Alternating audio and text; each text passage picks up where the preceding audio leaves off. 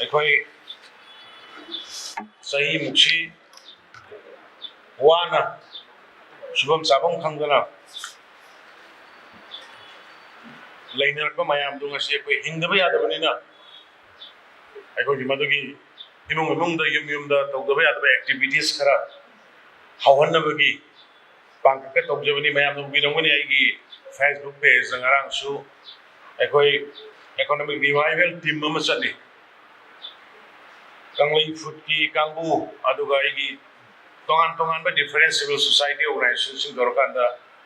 Relief ꯀꯦꯝꯞꯇ ꯂꯩꯕꯁꯤꯡ ꯏꯃꯥ ꯏꯕꯦꯜꯁꯤꯡ ꯏꯆꯥ ꯏꯆꯦꯜꯁꯤꯡ ꯑꯗꯨꯒ ꯔꯤꯂꯤꯐ ꯀꯦꯝꯞ ꯅꯠꯇꯕ ꯚꯤꯂꯦꯖꯇ ꯂꯩꯕꯁꯤꯡꯁꯤꯁꯨ ꯑꯩꯈꯣꯏ ꯐꯨꯗ ꯄ꯭ꯔꯣꯁꯦꯁꯤꯡꯒꯤ ꯀꯔꯤꯒꯤ ꯇꯧꯕ ꯃꯌꯥꯝ ꯑꯃ ꯌꯥꯝ ꯐꯖꯅ ꯔꯦꯁꯄꯣꯟꯁ ꯂꯩ ꯂꯩꯀꯥꯏꯗ ꯍꯧꯕ ꯎꯍꯩ ꯋꯥꯍꯩ ꯍꯧꯖꯤꯛ ꯃꯥꯡꯗ꯭ꯔꯦ ꯏꯚꯟ ꯕꯣꯔꯣꯏ ꯃꯥꯡꯗ꯭ꯔꯦ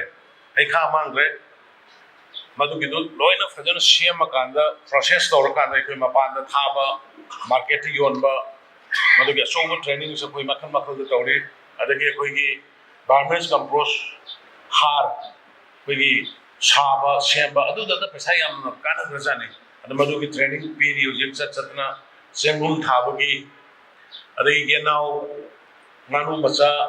ꯑꯩꯈꯣꯏ ꯃꯅꯤꯄꯨꯔꯗ ꯍꯧꯖꯤꯛ ꯑꯣꯜꯂꯦ ꯍꯥꯟꯅꯗꯤ ꯃꯄꯥꯟꯗꯒꯤ ꯌꯦꯅꯥꯎꯁꯦ ꯄꯨꯁꯤꯜꯂꯛꯑꯝꯕꯅꯤ ꯍꯧꯖꯤꯛꯇꯤ ꯃꯅꯤꯄꯨꯔꯗ ꯑꯩꯈꯣꯏ ꯃꯦꯆꯤꯟ ꯃꯗꯨꯒꯤ ꯂꯩꯔꯦ ꯑꯗꯨ ꯅꯨꯃꯤꯠ 12 ꯈꯨꯗꯤꯡꯒꯤ ꯌꯦꯟ ꯃꯆꯥꯁꯤ ꯑꯣꯜꯍꯜꯂꯒ ꯑꯩꯈꯣꯏ ꯃꯌꯥꯝꯅ ꯐꯪꯍꯟꯕ ꯉꯝꯃꯦ ꯉꯥ ꯃꯆꯥ ꯑꯩꯈꯣꯏ ꯏꯚꯟ ꯑꯩꯈꯣꯏꯒꯤ ꯌꯥꯝꯅ ꯐꯦꯃꯁ ꯁ꯭ꯇꯦꯠꯁꯤꯒꯤ ꯃꯩꯇꯩ ꯁꯔꯦꯡ ꯍꯥꯏꯅ ꯈꯪꯅꯕ ꯑꯗꯨꯒꯤ ꯂꯣꯀꯦꯜ ꯁꯔꯦꯡꯗꯨ ꯍꯧꯖꯤꯛ ꯑꯩꯈꯣꯏ ꯃꯆꯥ ꯄꯨꯊꯣꯛꯑꯒ ꯌꯣꯟꯕ ꯉꯝꯃꯦ ꯁꯤ ꯄꯨꯝꯅꯃꯛꯁꯤ ꯃꯌꯥꯝꯒꯤ ꯃꯄꯥꯟꯗꯒꯤꯅꯤ ꯌꯥꯝ ꯃꯔꯨꯑꯣꯏꯅ ꯁꯦꯔꯤꯀꯜꯆꯔꯗ ꯍꯧꯖꯤꯛ ꯇꯧꯔꯤꯕ ꯑꯦꯛꯇꯤꯚꯤꯇꯤꯁ ꯃꯌꯥꯝ ꯍꯦꯟꯅ ꯎꯕꯤꯔꯝꯃꯒꯅꯤ ꯁꯦꯔꯤꯀꯜꯆꯔꯒꯤ ꯑꯩꯈꯣꯏ ꯃꯐꯝ 4-5ꯗ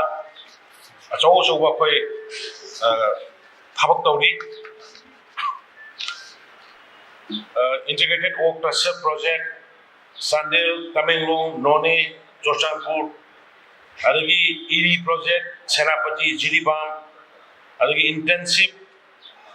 biovoltaic project in Ukhrul Kamjong adagi Tamenglong adagi women empowerment through sericulture Kaching Sandel Imphal East masjid da koi makal makhagi hairiba seri ga bari leinabada ado seri si amna पैसा rotation याम थुबा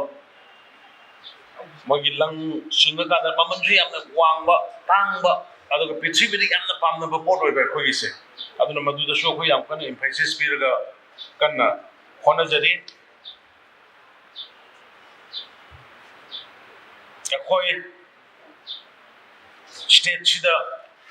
Awana तारिबसि अखोय central government गी यामना सब चाबा मयामना निंगबा थुंगमदबा याय मयामना पांबा और एखोयना पांबदु हेक यौद्रगसु हेक मदुमक तौबसु यादबा मरमदि एखोयगी मसेलगी मरकता ओइबा खरसु यावबा मपानगी pot खरसु यावबा मदुगी खंदो खंजिन तौबदा Bharat सरकार सु मणिपुर सरकार सु मदुगी अवाबा थेंगनै मरकता लेखिबनिना aduna adugumbadudha aikoigi ningba thungdaba khotaba mayam ama yaurangani adubu koi patient khangba kanba dai khonaba kanba dai aduna hojik phawbada akhoi bharat sarkar na relief camp ta lairiba singsi deida mateng piraiba lepa leite kai kanagumba kharana Parliament the Ming Palliga Pandiga in the very sorry. PT politics on Home say Ming Palazo Pandrasu Asi Boda, I hate over the gap with the Hadariba Mayam Arubini. Yum Savagi Hadariba Adagi Ishing Isha with the Piriba Adagi Kaluki the relief the lady was saying free the Piriba Husik Powder. अखोइना कनो तो relief camp operation तो बददा relief के हांगेबा सिंसिगी मसिगी operation तो बददा करोड़ 3.9 मंगानी नि फावदा अखोइना explain तौरिसे अदगी temporary housing साबा Fai prefabricated यूम साबा आदा लैबा यादबना मोगी लैफमजी पीबगी साबा खददसु करोड़ 3.9 नि adagi television set loina ekoi relief camp singsa yamba yelibani adu masida da crore ahum ni adagi mi amamamda lising amamam hek relief camp da leriba mi amamamda lising imung amada mi tara lere imung da lising tara imung da mi manga lere imung da lising manga masi si ekoi round mani rak pi grabani masigi round mani rak pi bas da koi rupa punna crore pun gumdoi adagi compensatory package akoi lawgi uhodre ubang amodre sangma amodre re tawbasida da adagi yumgi adagi anang singi nutrition personal hygiene compensatory package da crore trampan sakra thada grabani adagi anang singi nutrition and personal hygiene sigi mayam said the 44 crore and thada rise adagi special assistant imung khudingi irang sina thoba sohan grab imung khudingi rupa lakh amam pibagi se je koi ahan by installment lising kunmanga 6000 family da koi yen thokrab ni ahan by 25000 is adagi mo permanent housing gi yum music saba honare mayam ngarang ubirangani torbung da akoi changbagi koi change torbung biwa koi ta da dingam bi gano politics so bi gano na hariba adagi kaino dagi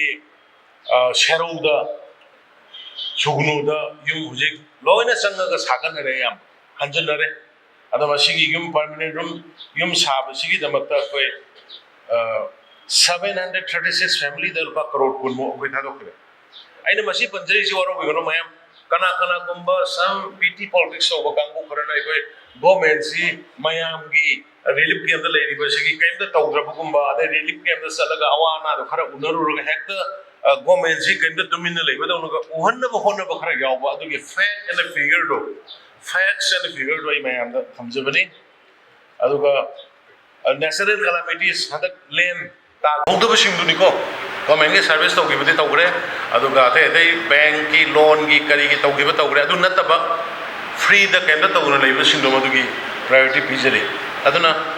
wafam kharse thamaga ai amohanna manipur project tamna koi shanti lakpa hore akhoi mayam sangana shanti hanjalana bahonasi akhoi na pami ba akhoi na taliba pot punamak to constitutionally legally hana tawramba dumaina mi to khatok ba boiro biometric lawba khotba kaidoba adagi any nrc gi oiro madu niyom gi matungina law gi matungina ain gi matungina yana ba ma poroge koi punna taw unna ba hona sia duna hingsa gi thabak se masi akoi punna mar condemn tawsi masi tawdana ba koi pura minasi wafam kharse thamjaraga ai lembi leiba mayam punna ma koi amon khurum jari jai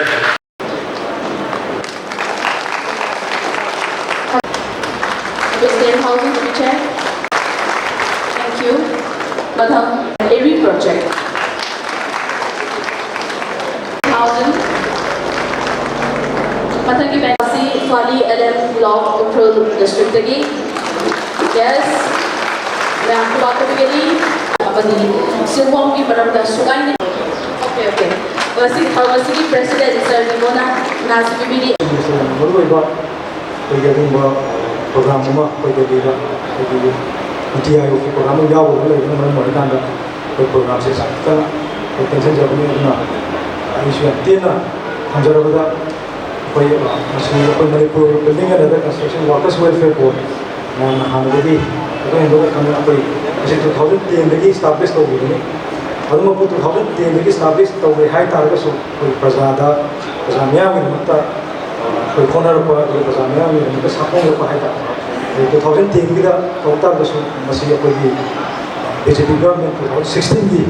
koi honorable chief minister di guidance makha da hai ba koi policy thok to ba akung pha na thok to ho jer pani hai ga smile ta jani maroi na koi beneficiary scheme mayam ma ani hai ba koi Manipur building and other construction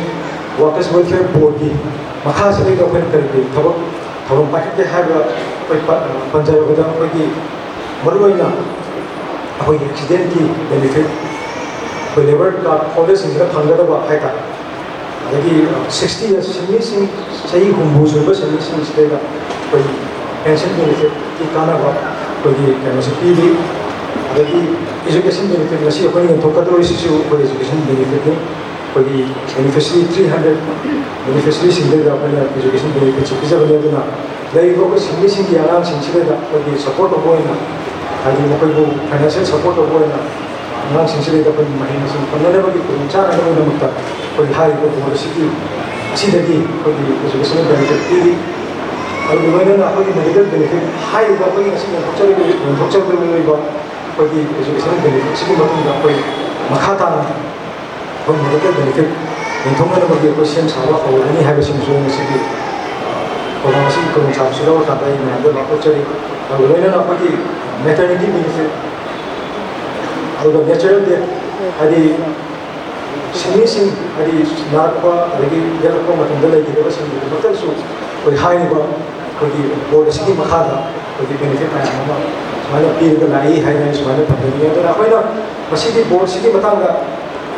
ꯕꯣꯔꯗ ꯑꯁꯤ ꯂꯩꯔꯒꯁꯨ ꯊꯕꯛ ꯇꯧꯕ ꯀꯔꯝ ꯀꯥꯟꯗꯒꯤ ꯍꯧꯔꯛꯈꯤꯕꯅꯣ ꯍꯥꯏꯕꯁꯤ ꯑꯩꯈꯣꯏꯅ ꯇꯣꯏꯅ ꯄꯜꯂꯤꯁꯦ ꯑꯩꯈꯣꯏꯒꯤ ꯄ꯭ꯔꯖꯥꯁꯤꯡꯁꯤ short term memory ꯂꯩꯕꯗꯧꯅ ꯇꯧꯋꯦꯕ ꯍꯦꯛ ꯑꯩꯈꯣꯏꯅ ꯇꯧꯖꯔꯤꯕ ꯑꯩꯈꯣꯏ ꯑꯣꯅꯔꯦꯕꯜ ꯆꯤꯐ ꯃꯤꯅꯤꯁꯇꯔꯒꯤ ꯃꯈꯥꯗ ꯑꯩꯈꯣꯏꯅ ꯑꯁꯨꯛꯀꯤ ꯃꯇꯤꯛ ꯏꯟ ꯇꯔꯝꯁ ꯑꯣꯐ ꯀ꯭ꯔꯣꯁꯇꯅꯤ ꯑꯩꯈꯣꯏꯅ ꯄ꯭ꯔꯖꯥꯒꯤꯗꯃꯛꯇ ꯄ꯭ꯔꯖꯥꯒꯤ ꯋꯦꯜꯐꯤꯌꯔꯒꯤꯗꯃꯛꯇ ꯂꯦꯕꯔꯁꯤꯡꯒꯤꯗꯃꯛꯇ ꯑꯩꯈꯣꯏꯅ ꯊꯥꯗꯔꯤꯕ ꯄꯩꯁꯥ ꯃꯌꯥꯝꯁꯤ ꯑꯗꯨ ꯄꯩꯁా ꯃꯌꯥꯝ ꯑꯃ ꯊꯥꯗꯔꯦ ꯍꯥꯏꯇꯥꯔꯒꯁꯨ ꯑꯩꯈꯣꯏꯅ ꯑꯩꯈꯣꯏ ꯁꯔꯀꯥꯔꯁꯤꯅ ꯍꯣꯠꯅꯖꯔꯤꯕ ꯑꯩꯈꯣꯏꯒꯤ ꯑꯣꯅꯔꯦꯕꯜ ꯆꯤꯐ ꯃꯤꯅꯤꯁꯇꯔꯒꯤ ꯃꯈꯥꯗ ꯑꯩꯈꯣꯏꯅ ꯄꯥꯏꯈꯠꯆꯔꯤꯕ ꯊꯕꯛ ꯃꯌꯥꯝꯁꯦ ꯍꯦꯛ ꯀꯥꯎꯕꯗꯧꯅ ꯍꯦꯛ ꯅꯤꯡꯁꯤꯡꯗꯕꯅ ꯇꯧꯕꯁꯦ ꯃꯁꯤ ꯑꯩꯈꯣꯏ ꯈꯤꯇꯪ ꯑꯩꯈꯣꯏꯒꯤ ꯊꯃꯣꯏꯗ ꯒꯚꯔꯟꯃꯦꯟꯇ ꯑꯩꯅ ꯊꯝꯖꯅꯤꯡꯕꯗꯨꯅꯤ ꯑꯗꯨꯅ ꯑꯩꯈꯣꯏ ꯃꯔꯨꯑꯣꯏꯅ ꯑꯩꯈꯣꯏꯒꯤ ꯒꯚꯔꯟꯃꯦꯟ ꯑꯃ ꯑꯐꯕ ꯒꯚꯔꯟꯃꯦꯟ ꯑꯃ ꯑꯐꯕ ꯁꯥꯁꯟ ꯑꯃ ꯆꯠꯃꯛꯀꯤ ꯑꯩꯈꯣꯏꯒꯤ ꯗꯥꯏꯇ ꯆꯪꯉꯤ ꯂꯦꯕꯔ ꯑꯣꯏꯒꯦꯔꯥ ꯁꯤꯟꯃꯤ ꯑꯣꯏꯒꯦꯔꯥ ꯑꯇꯣꯞꯄ ꯄ꯭ꯔꯖꯥ ꯁꯦꯛꯁꯟ ꯈꯨꯗꯤꯡꯃꯛꯀꯤ ꯃꯈꯣꯏꯒꯤ ꯗꯥꯏꯇꯗꯨ ꯂꯧꯕ ꯑꯩꯈꯣই ꯗꯔꯀꯥꯔ ꯑꯣꯏꯈ꯭ꯔꯕꯅꯤ ꯁꯨꯃꯥꯏꯅ ꯊꯝꯖꯅꯤꯡꯉꯤ ꯑꯗꯨꯅ ꯑꯐꯕ ꯒꯚꯔꯟꯃꯦꯟ ꯑꯃ ꯑꯣꯏꯅꯅꯕꯗ प्रजासिंना अखोई सरकार सपोर्ट तौबसे याम तंगाइफरबा लई हाइबनि माने थमजनिंदुना दुना अखोई अचीवमेंट 2016 दगी होरकाना ngasi फावबा अखोई पाकथिबा मेगा इवेंट मायामा आदि बेनिफिशियरी पीबगी 40 more than 50,000 की मथक्ता अखोई इवेंट खुदिमक मेगा इवेंट खुदिमक अखोई मान तौरकांदा प्रजा सेक्शन खुदिमक लेबर सिंग अखोई माने अखोई हाइबो पोस्टनि मखादा लेबर सिंग मखादा अखोई मोनबल सिंग से गाइडेंस मखादा अखोई कोनरदा लाखिबनी हाइदने माने थमजनिंगी अदुना मरुओइना attention जबरदस्त लोसन जबरदस्त अखोई फोन जबरदस्तगा प्रजामनसु सपोर्ट तौबी अखोई अपुनबा सकपमा अपुनबा हाइबो मणिपुर मा ओइननु होनबदा अखोई याम पुनना मीटी ओबदा दरकार ओइ हाइबो वखल थमजरकान attention जरिना अपुन Mokham Government Sericulture Farm Singa, Department of Sericulture की मखादा Silk Moving Unit Singa Kopa Silk Kukundagi Savani Amadi Kudon Tamjalipa Bouquet Singa Sisu